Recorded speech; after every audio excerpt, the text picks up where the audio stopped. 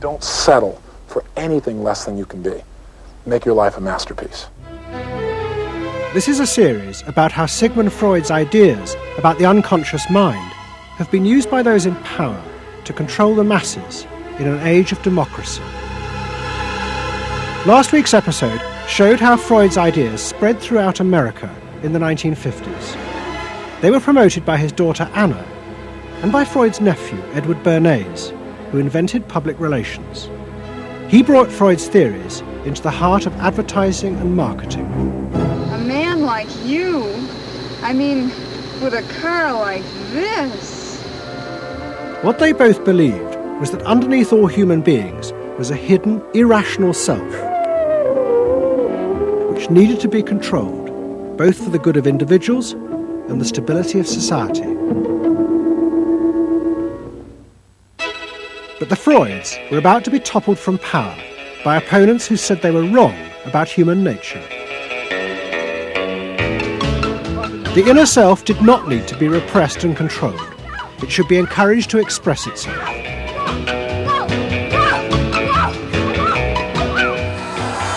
Out of this would come a new type of strong human being and a better society.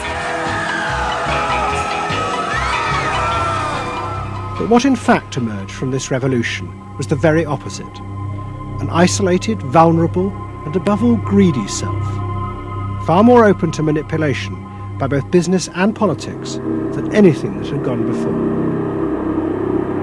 Those in power would now control the self, not by repressing it, but by feeding its infinite desires.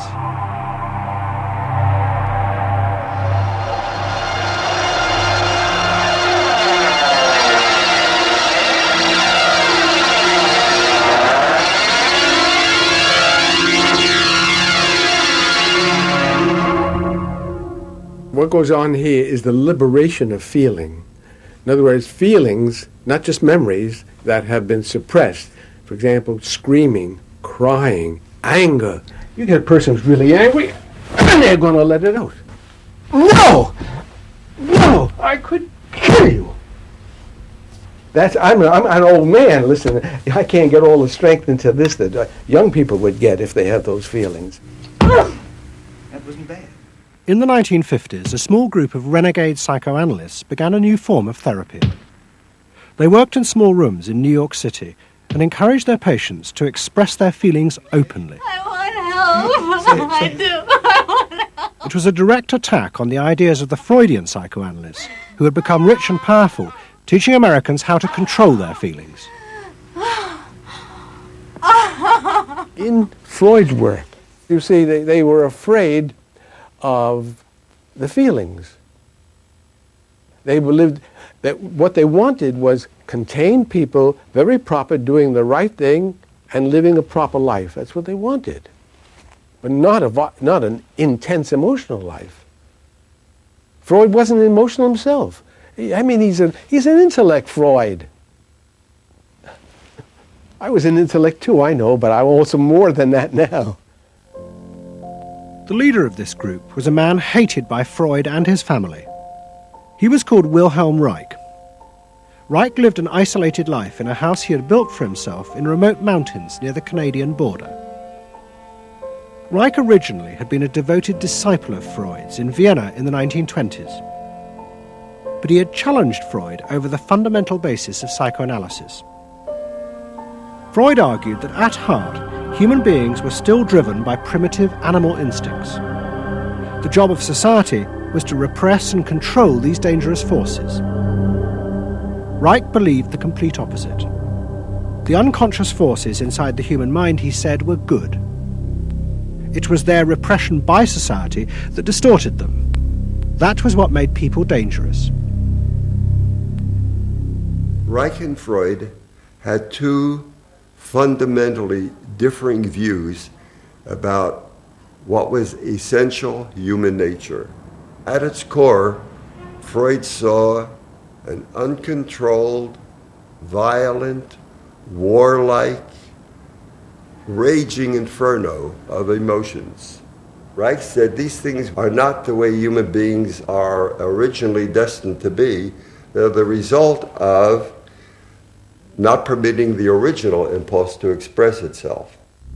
The underlying natural impulse, Reich argued, was the libido, sexual energy. If this were released, then human beings would flourish. But this idea brought him into direct conflict not only with Sigmund Freud, but Freud's daughter Anna, who believed that the sexual forces in humans were dangerous if not controlled. My father thought that you should liberate the libido and have freedom, and he developed a theory rather early that neuroses were due to lack of good orgasm, or any orgasm. And that was, Anna Freud, was a virgin. I mean, this is very important because she never had a sexual relation with a man. And here was this man preaching that the way to health was through orgasm. And here was this woman who had been analyzed by her father because she was masturbating. So here's this woman who's opposed to sexuality, really, and here's this man who's preaching sexual freedom. I mean, there was bound to be a clash, wasn't there? The conflict came to a head at a conference in 1934 in Switzerland. Anna Freud, who had by now become the acknowledged leader of the psychoanalytic movement, forced Willhelm Reich out. She destroyed his career. She got rid of him, very definitely. And I guess part of what I'm doing is getting rid of her. Explain. Well, I think that Anna Freud shouldn't get away with what she did, that it should be known, maneuvering to get him kicked out of the International Psychoanalytic Association. So you're taking revenge? You might say so, right? Or wronging a right? No, righting a wrong. You better cut that one out. Isn't that called a Freudian slip? Yes, it is. Reich fled to the United States and built his home and a laboratory. His ideas became grandiose to the point of madness. He was convinced that he had discovered the source of libidinal energy. He called it orgone energy, and Reich built a giant gun, which he said could capture this energy from the atmosphere and concentrate it onto clouds to produce rain. He also said that the gun could be used to destroy UFOs, which threatened the future of the world. In 1956, Reich was arrested by the federal authorities for selling a device that he said used orgone energy to cure cancer.